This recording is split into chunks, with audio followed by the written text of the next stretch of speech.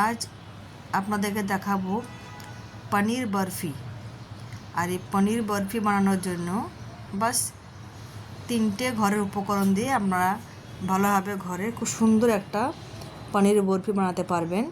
আর এটা দেখতে অনেকটাই একদম আপনার কালাকান্দ মিষ্টির মতো, আর খেতেও আপনার খুব ভালো লাগে। আর ঘরে বানাবেন, মিষ্টিটা পুরোটা নিজের উপর দিয়ে বানাতে পারবেন। তার জন্য এখানে আমি নিয়েছি 300 থেকে 350 গ্রাম মতো পনির, আর নিয়েছি আমি আপনার হাফ কাপের মতো গুঁড়ো দুধ, আর 1 কাপ লিকুইড দুধ, আর স্বাদ মতো চিনি। এগুলো সব একসঙ্গে মিক্সিতে দিয়ে ভালোভাবে ব্লেন্ড করে নেব, একটা পেস্ট বানিয়ে নেব ভালোভাবে।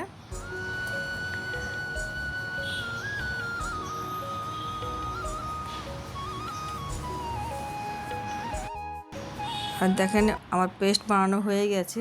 এরপরে কড়াই আমি 2 চামচের মতো ঘি, কারণ ঘিটা খুব একটা বেশি লাগে না, যেহেতু পনির থেকে অনেকটাই ঘি বেরিয়ে আসে। তারপরে এইখানে যে আমি স্ট্রাকচারটা বানিয়েছিলাম একসঙ্গে, সেটা এর মধ্যে আমি ঢেলে দেবো। ঢেলে দেওয়ার পরে এটাকে যে আমি এলাচ নিয়েছিলাম, এলাচের গুঁড়োটা দিয়ে হালকা হাতে এভাবে অনবরতই নাড়তে হবে। নাড়তে নাড়তে দেখুন পুরো ঘিটা যাতে সুন্দরভাবে এর মধ্যে মিশে যায়। খুন্তি অনবরতই নাড়তে থাকতে হবে, যেহেতু না নাড়লে এটা কড়াইয়ের নিচে লেগে যাবে। দেখুন নাড়তে নাড়তে একদম জলটা শুকিয়ে এসছে, আর কত সুন্দর একদম দানাদারের মতো হয়ে এসছে। দেখুন, দেখলে বুঝতে পারে একদম কালাকান্দ মিষ্টির মতো দেখাচ্ছে। আর এই মিষ্টিটা চিনিটাও আমি দিয়েছি একদম আমার নিজের পছন্দ মতো, যেরকম আমি মিষ্টি খেতে ভালোবাসি ঠিক সেরকমই আমি এখানে মিষ্টিটা ব্যবহার করেছি।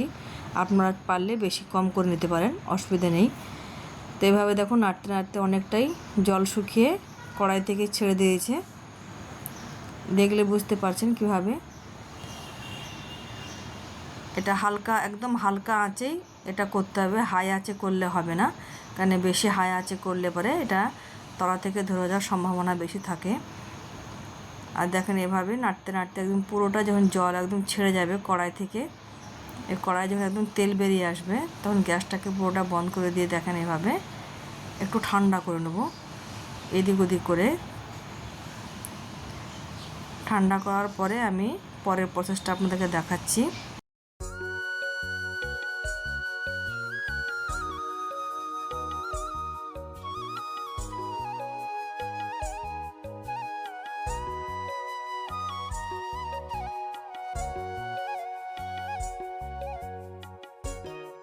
তারপরে দেখেন আমি একদম একটা প্লেটে নিচে একটু ঘি লাগিয়ে এটা ভালোভাবে একটা রাউন্ড শেপ করে নেব।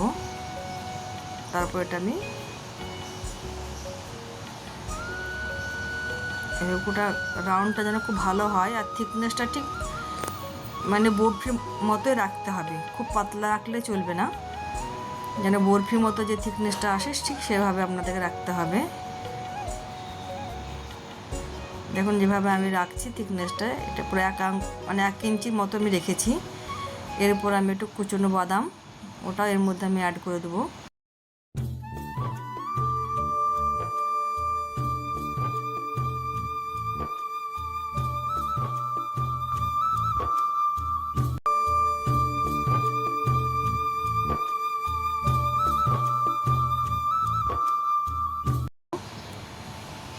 আস্তে আস্তে এটাকে আমি ওর মধ্যে একটু চিপে দেবো যাতে লেগে যায় ভালোভাবে। এরপরে ফ্রিজে আমি 30 মিনিটের মতো আমি ফ্রিজে রাখবো। রাখার পরে আপনাকে দেখাচ্ছি কেটে, কত সুন্দর সেট হয়ে গেছে, দেখলে বুঝতে পারবেন। ঠিক এভাবেই ঘরে বানিয়ে নেন পনির বরফি, আর এনজয় করো। আবার অন্য কোনো একটা ভিডিও নিয়ে আবার ফিরে আসবো।